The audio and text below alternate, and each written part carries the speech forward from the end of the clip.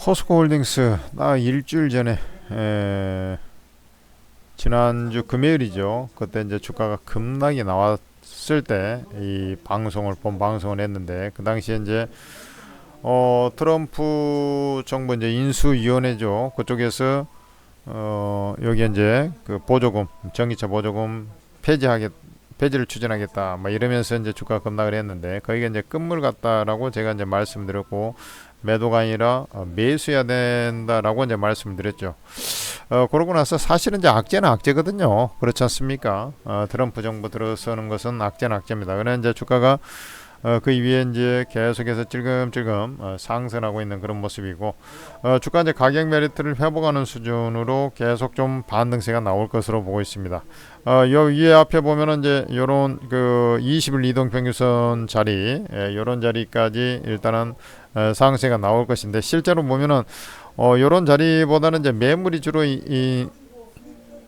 없는 자리까지는 33만원까지는 그 매물이 없어서 뭐 이런 자리까지 계속 상승해 나가지 않겠나 이렇게 이제 그 기본적으로 판단이 약간 눌렸다가도 숨고르겠다가도 저 자리로 올라올 것으로 이제 보고 있는데 뭐 이런 이제 조금만 짜잘한 그 반등 그러니까 이제 단기에 이제 트럼프 정부 들어오면서 이제 하락한 부분들을 거의 이제 만회해주는 그런 수준 요것만 해갖고는 좀 사실은 좀 힘들죠.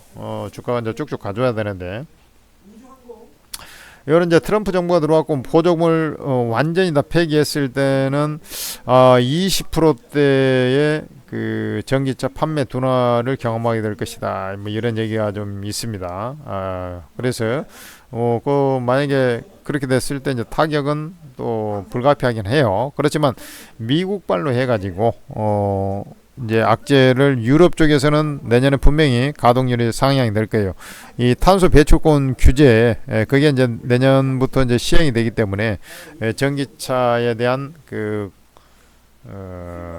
판매량이 증가하면서 미국발로 그 부분을 좀 상쇄하지 않겠나 이렇게 좀 보고 있고 우리나라 같은 경우는 아직 좀 시원찮습니다. 시원찮은데 우리나라도 더 악화될 것도 없다. 우리나라도 이제 금리나 스테이프가 이제 끊어갔기 때문에 그리고 지금 중국에서 이제 그 경기 부양책이 나오고는 있는데 아마 이제 이 부양책이라는 게 이제 지방정부 부채를 갚는 쪽에 이제 초점을 맞추다 보니까 이런 이제 중국의 영향을 많이 받는 철강산업 같은 경우 조금 이제 더디게 좀 회복이 되고 석유화학 쪽이 아직도 이제 고전을 면치 못하고 있는 그런 상황인데 사실은 이제 우리나라 쪽에서 건설 쪽은 당장은 좀 회복이 되기 힘들잖아요. 금리가 더 쭉쭉 내려가야 이제 회복이 되겠죠. 근데 이 조선업은 잘 가고 있는데 이 중국산 후판을 갖다가 조선업 쪽이 많이 써가지고 수익성이 좋아지는데 우리나라 이쪽에는 안 올려주니까 더 싼 놈이 들어오니까 뭐 이렇게 돼가지고 있는데 이쪽에 조선업종이 이제 회복세가 그대로 좀 이어지고 있기 때문에 실적이 좀 회복세가 이어지고 있기 때문에 결국에는 이제 후판 가격을 한 차례 올려주지 않겠나 이렇게 이제 판단은 되거든요. 그런 부분이 이제 모멘텀이 될 것 같고 얘가 이제 최근에 보면은 뭐 모듈러 주택이라고 하지 않습니까? 한 80%를 미리서 만들어 놨다가 거기다 딱 우리 뭐 가져가서 이제 만들어 놓은 집을 갖다가 딱 거기다가 이제 고정시켜 가지고 이제 20% 정도 뭐 딱 해가지고 요렇게 만드는 게 모듈러 주택이잖아요. 우리 이동식 주택 마냥.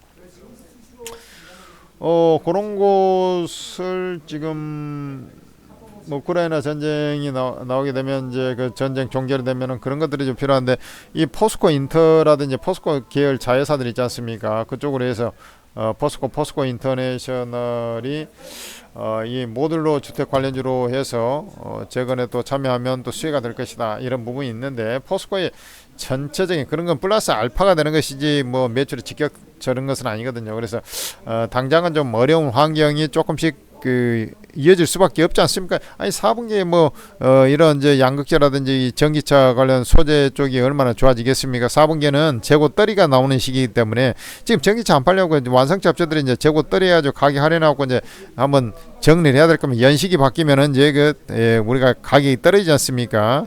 그렇기 때문에 이제 재고 사이클 요 한번 재고 조정을 1차적으로 해야 되기 때문에 이제 이런 소재 업종 주문이 새로 막 들어오지는 않는단 말이죠. 그런 부분이 있어서 크게 좋아지지는 않아요. 그러니까 주가가 당장은 막 올라가지 않은 크게 올라가지는 않아요. 그리고 이제 1월 달에 이제 그 또 트럼프가 정권을 잡고 이제 그 취임을 하게 되면 이제 어떤 얘기가 나올지 이제 이런 것들을 좀 지켜봐야 되는 구석. 그렇지만 이제 주가 자체가 이제 그런 것들 악재를 다 반영을 어느 정도 했지 않습니까? 그래서 뭐 나중에 예를 들어서 안 좋은 얘기가 나와도 일시적으로 이제 흔들린다 해도 이제 한번 그 매도의 셀링 클라이맥스가 나오고 나면 이제 내성이 좀 키워지면서 이제 올라가는 거거든요. 그래서 저번에 이제 27만 4천 원까지 내려갔는데 그때가 이제 거의 바닥 부근이 아니겠나 제가 예상을 좀 해드렸는데 아직 뭐 이거 잠깐 반등 나왔다고 어쩔지 모르겠지만은 가능성은 상당히 높다 저는 이렇게 보거든요. 그래서 주가가 더디더라도 이제 회복을 해가면서 진행이 될 거라 여러분들께서 꿋꿋하게 보유하시면서 꿈과 희망을 갖고서 한번 지켜봅시다. 천재투자TV 구독 좋아요를 해주시면서요. 그리고 아까도 앞서 말씀드렸다시피 이제 조선용 후판 가격이 이제 모멘텀이 되는 것이 그쪽보다는 이제 조선주는 좀 우리나라 좀 잘 나가고 있지 않습니까? 조선용 후판 가격이 인상이 되면 한시름 좀 논다 이렇게 좀 보시면 돼요. 그런 상황이 좀 뭐 전개가 될 소지가 있고 그 다음에 이제 악재라는 악재가 거의 다 반영이 되었다라고 보고 있거든요. 그래 중국에서 이제 그 금리를 이제 지금 저번에 한번 인하하고 나서 이제 그 동결을 하고 있는데 이제 트럼프 정부가 들어서는 것에 대비해서 어차피 관세 대통령 아닙니까? 중국 견제가 엄청나게 심할 거 아닙니까? 그래서 그때 그 봐가지고 지금 중국이 취하는 정책을 한번 잘 봐봐요. 일단은 부실한 놈들은 빨리 이제 원상태로 좀 해놓자. 그 다음에 미국에서 관세라든지 이런 압박이 들어왔을 때 그때 좀 부양책을 해서 뭔가 좀 활로를 찾자. 이거거든요. 그래서 결국에는 이제 트럼프 들어오고 나서는 이제 눈치를 좀 보다가 애가 분명히 이제 그거에 맞춰서 발맞춰서 부양을 해나가는 그러면서 이게 철강 쪽도 이제 회복이 되는 그런 모습이 좀 나오지 않겠냐. 2차 전지 마찬가지예요. 그러니까 시간을 두고 지나보면은 결국엔 나중에 보니까 괜찮네. 주가가 그때가 이제 바닥이었네. 이런 어떤 구도가 나올 가능성이 높다. 이렇게 이제 판단이 되는 거거든요. 한번 봐봐요. 여러분들 그때 이제 사실 2022년 뭐 이럴 때 주가 상태 여기서 이제 푹 빠질 때 있지 않습니까? 그 전에 가격까지 이미 내려갔다 그랬지 않습니까? 그리고 일단 우리가 이제 최악의 상황일 때 항상 뭐 PBR 이런 걸 따지고 하는데 최악의 상황까지 이제 주가 수준이 내려가고 상태라고 그랬지 않습니까? 그러니까 더 나빠질 것이 없으면 나빠질 게 없으면 옆으로 기거나 그 다음에 조금 뭐 좋아질 기미가 조금이라 보이면 위로 올라오는 거 당연한 거 아닙니까? 여러분들 주식이란 게 뭐 죽어 있는 것도 아니고 살아있는 생명체 같은 것인데 악재가 다 반영되고 빠질 때는 빠졌어요. 그러면 이제 더 안 빠지면 옆으로 기는 거죠. 그냥 옆으로 계속 기어 있겠지. 중화전실에 누워 있는 것 마냥.